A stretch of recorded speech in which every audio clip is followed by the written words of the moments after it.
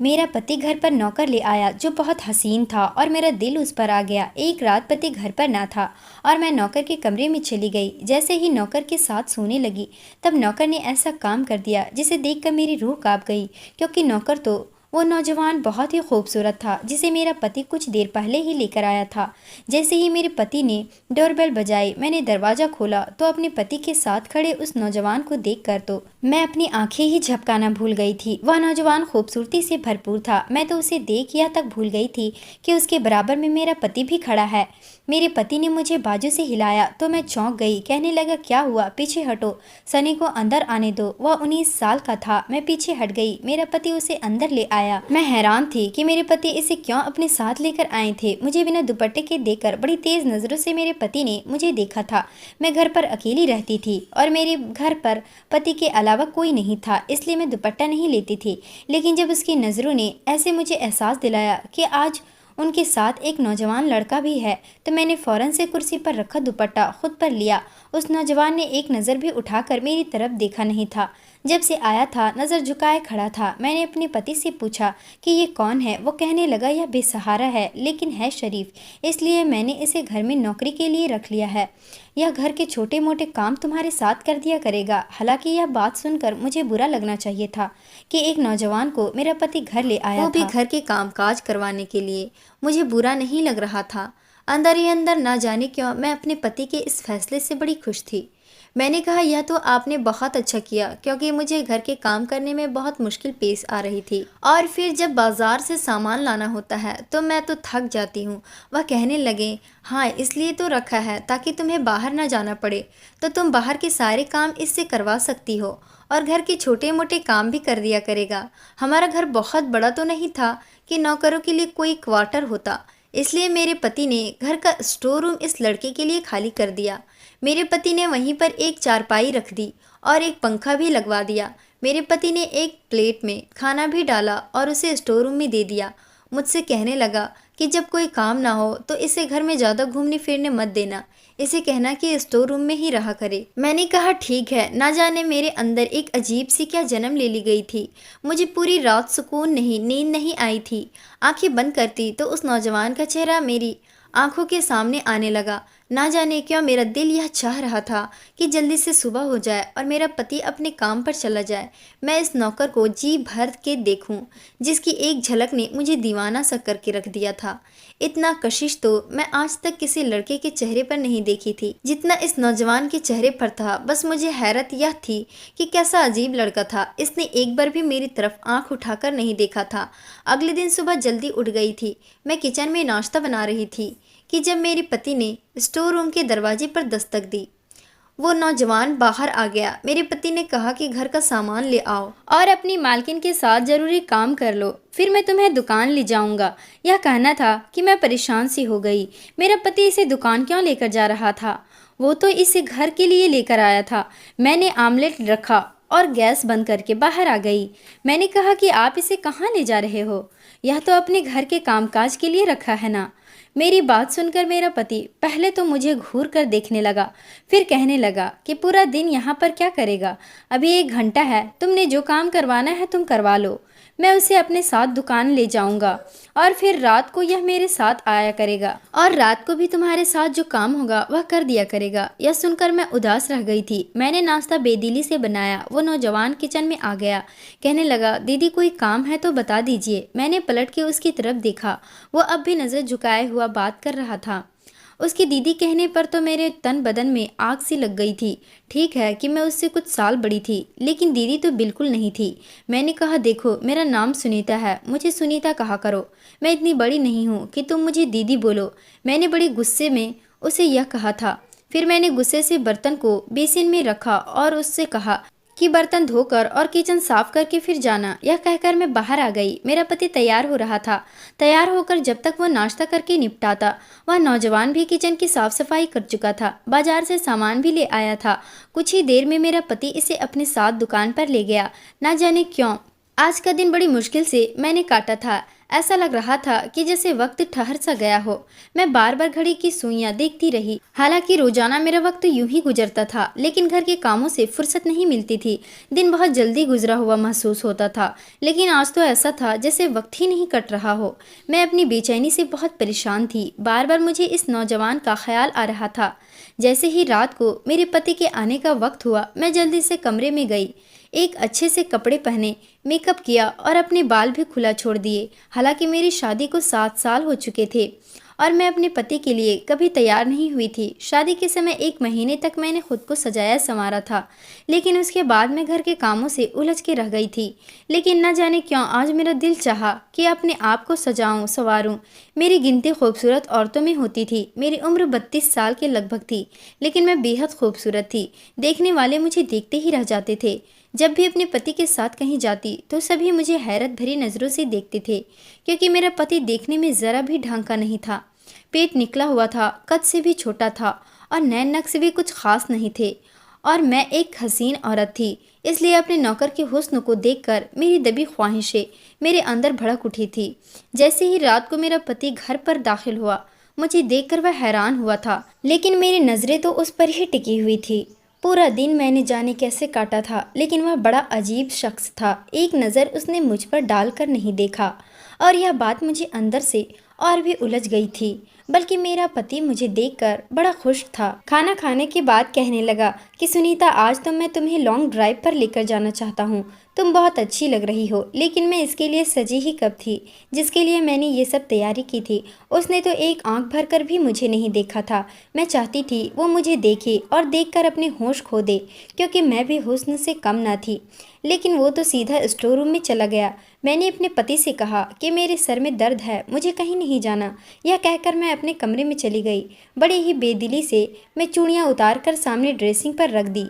अपनी ज्वेलरी उतारी, बालों का जूड़ा बनाकर बालों में क्लेचर लगा लिया और कपड़े भी बदल लिए, मुंह भी धो लिया। अब मैं सोचने लगी कि किस तरह से इस नौजवान को अपने पास खींचे। मेरे दिमाग में बस एक ही तरकीब आई थी। अपने पति के उठने से पहले मैं छत पर चली गई, धुले हुए कपड़े उतारे और सीधे उतरते हुए जानबूझकर अपना पाँव मोड़ लिया और मैं अपना बैलेंस ना बना पाई और दमादम सीढ़ियों से गिर गई। मेरे पैर पर अच्छी खासी मोच आ गई थी, घुटना अलग सूज गया था। मैं रोने लगी, चिल्लाने लगी। मेरा पति और वो नौजवान दोनों ही अपने कमरों से निकलकर बाहर आ गए। मुझे मेरे पति ने जब छत की सीढ़ियों के नीचे देखा तो कहने लगा, क्या हुआ? मैंने कहा कि मेरा पाँव टूट गया है। जब वो मुझे खड़ा करने लगा तो मेरी चीखें निकलने लगी। मैं सचमुच में अपने पैर की हड्डी तुड़वा चुकी थी। मेरा पति मुझे सहारा देते हुए गाड़ी में बैठाकर हॉस्पिटल ले गया। डॉक्टर ने बताया कि मेरे पाँव की हड्डी टूट चुकी है। मेरे पैरों में प्लास्टर बांध दिया गया और मैं बेड पर आकर लेट गई। मेरा पति बेहद परेशान था। कहने लगा, अब मैं काम पर कैसे जाऊं? ऐसा करता हूं कि इस लड़के को भेज देता हूं। फिर कहने लगा कि इसे तो अभी दुकान पर गए हुए कितने दिन हुए हैं, इसे तो दुकानदारी का पता भी नहीं है। मैंने कहा कि आप अपनी दुकान पर जाओ, इस लड़के को यहाँ छोड़ जाओ। अगर मुझे किसी चीज़ की ज़रूरत होगी तो मैं इसे कह दूंगी। मेरा पति भी मेरी बात मान गया। वो काम पर चला गया और मैं बेहद खुश थी। हालांकि मेरे पाँव का दर्द की टिस उठ रही थी। मेरा घुटना हिलने से इनकार कर रहा था, लेकिन मेरा दिल बड़ा ही बेफिक्र था। पति के जाते ही मैं इस नौजवान को पुकारा और साथ ही अपना दुपट्टा उतार कर सामने सोफे पर फेंक दिया। जैसे ही वो मेरे कमरे में दाखिल हुआ, नजरें झुकाए कहने लगा, जी कहिए। मैं यह चाहती थी कि वो मुझे देखे। मैंने उसे कहा कि इधर आओ। वो मेरे पास आ गया। कहने लगा, क्या चाहिए आपको? वैसे मैंने खाना बना दिया है, मुझे खाना पकाना आता है और किचन और घर की सफाई भी कर दी है। मैंने उसे कहा कि इधर बैठो। यह सुनकर उसकी नज़र मुझ पर पड़ी थी, लेकिन उसने फौरन ही अपनी नज़रें फेर ली थी और 3-4 कदम पीछे हट गया। कहने लगा, अगर आपको किसी चीज़ की ज़रूरत है तो मुझे बता दो। यह सुनकर मुझे उस पर गुस्सा आने लगा। मैंने कहा, मेरे पैर में बहुत दर्द है और मुझे कमरे में घबराहट हो रही है। मुझे बाहर लॉज में बैठना है। मुझे सहारा देखकर बाहर बैठा दो। मैं चाहती थी कि वो मेरे करीब आए। यह सुनकर वो हैरत का शिकार हुआ था। वह कहने लगा कि मैं ऐसा नहीं कर सकता। रात को साहब जी आएंगे तो ही आप बाहर आ सकते हैं। यह कहकर वह कमरे से बाहर निकल गया। मुझे इस पर जी भर के गुस्सा आने लगा था। वह समझता क्या था खुद को। जितना मैं उसके पास जाने के बहाने ढूंढती उतना ही मुझसे कतराता था। लेकिन एक बार मुझे मौका मिल गया। जैसे ही मेरा पति काम के लिए घर से बाहर निकला, मैं जानबूझकर चिल्लाने लगी, जैसे कि गिर गई हूँ। मैं बेड का सहारा लेकर जमीन पर बैठ गई, बैसाखी एक तरफ फैला दी, जैसे लगा हो कि मैं बेड से नीचे गिर गई हूँ। सनी जैसे ही कमरे में दाखिल हुआ, मैं चिल्लाने लगी, रोने धोने का ड्रामा करने लगी। वो मेरे पास आ गया। मजबूरन उसे मुझे सहारा देना पड़ा। जैसे ही उसने मेरा हाथ अपने कंधे पर रखा और मेरे कमर पर हाथ रखकर मुझे उठाने की कोशिश करने लगा, उसकी इस हरकत पर मेरा दिल खूब जलने लगा। मैं बेहद खुश थी, मैं यही चाहती थी। उसने मुझे बेड पर बैठाया, फिर तो मैंने ये सिलसिला ही पकड़ लिया था। मैं बार बार उसे पुकारती, वो बेचारा मजबूर मुझे सहारा देता। मैं चाहती थी कि मेरे करीबी उसे बेचैन कर दे, और फिर एक मर्द के कोई औरत के इतने करीब होने से कुछ न कुछ तो उसके दिल में हलचल शुरू होगी। असल में जब इंसान को जो चीज़ मिले जिसकी इसे ख्वाहिश होती है, तो वो चीज़ उसे परेशान करने लगती है। मेरा भी यही मसला था। मेरी शादी को 8 साल बीत गए थे, लेकिन औलाद नहीं हुई थी। मेरे पति ने आज तक मुझे इस बात का ताना नहीं दिया था। मैं एक खूबसूरत लड़की थी, इसलिए जब भी किसी महफिल में जाती थी तो नौजवान खूबसूरत लड़कों को देखकर मेरी नज़रें उन्हीं के आसपास घूमती रहती थी। मैं हसीन और नौजवान को देखकर ठंडी आहें भरती थी। इस वक्त मुझे अपने साथ बैठा अपना पति बहुत बुरा लगता था। कभी लगता कि मैं जज्बात में आकर गलत फैसला कर न लूं। मैंने सिर्फ पैसा देखा, क्योंकि मेरे माँ बाप के घर में पैसे की बहुत कमी थी। इसी वक्त मुझे यही लगा कि जब मेरे पास पैसा होगा तो मुझे ज़िंदगी के तमाम ऐशो आराम मिलेंगे। मेरा पति खूबसूरत नहीं है। अब मैं इंसान को हर चीज़ तो नहीं मिलती है। मुझे लगा था कि वक्त के साथ साथ मेरे दिल की यह ख्वाहिश ख़त्म हो जाएगी, लेकिन ऐसा नहीं हुआ। मुझे कभी भी मेरा पति अच्छा नहीं लगा। हाल ये था कि मैं एक अच्छे बड़े घर में रहती थी। मेरे कमरे में एसी लगा हुआ था, खाने पीने के लिए हर चीज़ थी। पैसा खर्च करते हुए मुझे सोचना नहीं पड़ता था, लेकिन मुझे अपने पति की संगत से घिन आती थी। मुझे वह बिल्कुल भी अच्छा नहीं लगता था। जितना वक्त मेरा उसके साथ गुजरा, मैं एक दिमागी तकलीफ से गुजरती थी। वह मुझे ज़रा भी अच्छा ना लगता था, और ना ही वह बड़ा घर। कभी कभी मुझे यह लगता था कि शायद मैंने गलती की। अगर मेरा पति मेरा मनपसंद होता तो शायद मैं इसके साथ एक कमरे में भी हंसी खुशी गुजार लेती, उसे जी भर के बातें करती। मेरे ख्वाब मेरे अंदर ख्वाहिश बन चुकी थी। सनी को देखकर मुझे लगा कि बस मेरी तलाश खत्म हो गई है। मैं चाहती थी कि वो मेरी तरफ खींचा चला आए, लेकिन वो नज़र ही नहीं उठाकर देखा था। मैं उसकी आंखों में अपना अक्स देखना चाहती थी। अब मेरा पैर काफ़ी हद तक ठीक हो चुका था, प्लास्टर भी उतर चुका था, लेकिन मैं जानबूझकर चीखने लग जाती थी ताकि वो मुझे सहारा दे। मेरा पति कहने लगा कि मैं तुम्हें एक स्टैंड ला देता हूँ, उसकी मदद से तुम्हारे लिए चलना फिरना आसान हो जाएगा, और डॉक्टर ने तो कहा है कि तुम अपने पाँव पर वजन रख सकती हो। मैंने गुस्से से अपने पति की तरफ देखा तो मैंने कहा, डॉक्टर को क्या पता है कि मुझे क्या तकलीफ़ है, उसका क्या है, वो तो जो चाहे कह देगा। लेकिन यह ड्रामा भी मैं कब तक कर सकती थी। मैं अपने पति से पीछे छुड़ाना चाहती थी। एक बार जब सनी फ़ोन पर किसी से बात कर रहा था, उसके पास बटन वाला छोटा सा मोबाइल था, लेकिन वो बात करने में बिजी था। मेरा पाँव अब चलने फिरने के काबिल था। मैं जानबूझकर धीरे से चलती हुई किचन के दरवाजे तक चली गई। वो किसी से कह रहा था कि मैं बहुत जल्द माँ को तुम्हारे घर भेज दूंगा, अब तो मेरी नौकरी भी लग गई है, तुम्हारा बाप अब इनकार नहीं कर सकता, मैंने बहुत बड़ी रकम भरी है, मैं शादी करके तुम्हें शहर ले आऊँगा। यह सुना ही था कि मेरे दिल की धड़कन तेज़ होने लगी। मैं तो सनी से बेहद मोहब्बत करने लगी थी, उससे जुदा नहीं हो सकती थी। मैं चाहती थी कि वो मुझसे मोहब्बत करे, लेकिन वो तो शायद किसी और लड़की के चक्कर में था। मैं धीरे से चलती हुई अपने कमरे में गई। मुझे इस वक्त सब कुछ बुरा लग रहा था। मेरा जी चाहा कि वह लड़की मेरे सामने आ जाए तो मैं उसका गला घोंटकर उसे मार डालूं। सनी मेरे अलावा कैसे किसी लड़की से मोहब्बत कर सकता है। मैंने आईने के सामने अपने आप को देखा। मैं बहुत खूबसूरत थी। ये कैसे मुमकिन है कि मैं सनी को अच्छी न लगूं? वो कैसे मेरे अलावा किसी भी ऐसी लड़की की तरफ देख सकता है? फिर मेरे दिमाग में ये आने लगा कि हो सकता है वह लड़की बहुत खूबसूरत होगी, मुझसे भी ज़्यादा हसीन होगी। बहरहाल जो भी है, मैं यह बर्दाश्त न कर पा रही थी।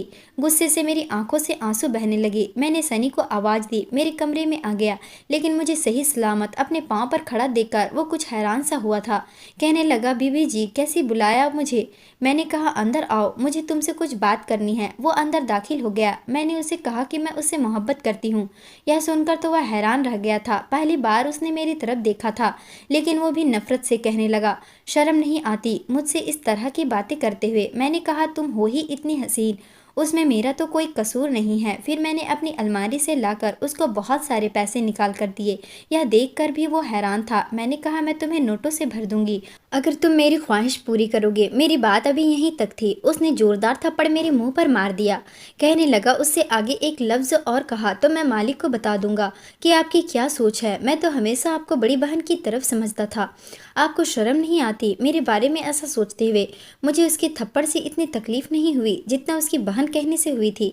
मैंने कहा, नहीं हूँ मैं तुम्हारी बहन, मैं तुमसे मोहब्बत करती हूँ, तुम्हारी मोहब्बत में दीवानी हो चुकी हूँ। मुझे हर कीमत में तुम्हें पाना है और जिस लड़के से शादी की बात कर रहे थे मैं तुम्हें वो भी नहीं करने दूंगी।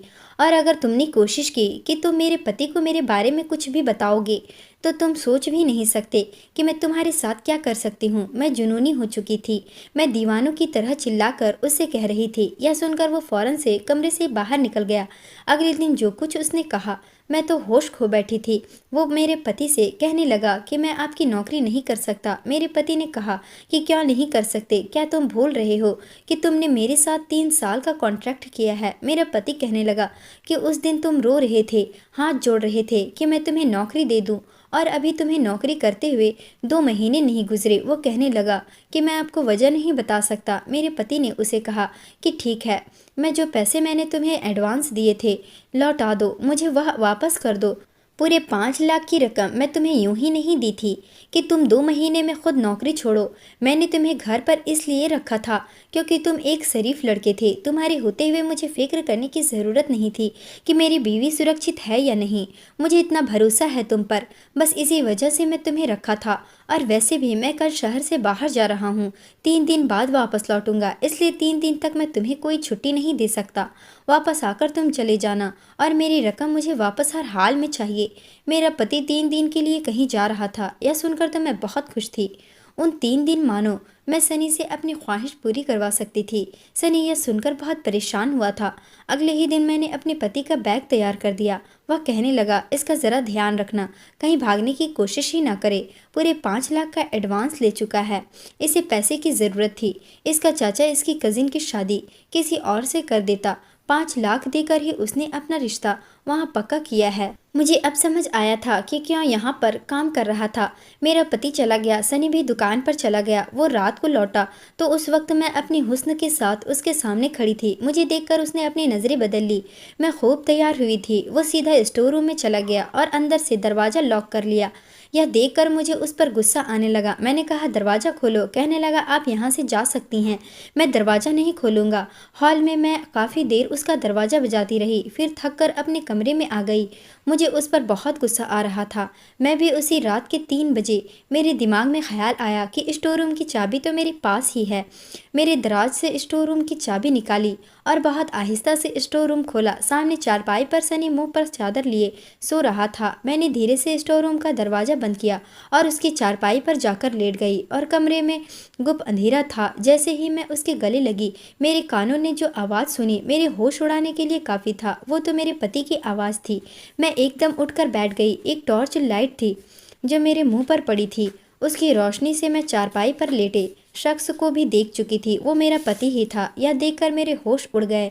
वो कहने लगा, तुम्हारी हर बात मुझे सनी बता चुका था और मैं झूठ बोला था कि मैं दूसरे शहर जा रहा हूँ। मैं तुम्हारी असलियत देखना चाहता था। मैं रोने लगी। मेरी सारी सच्चाई मेरे पति के सामने आ चुकी थी।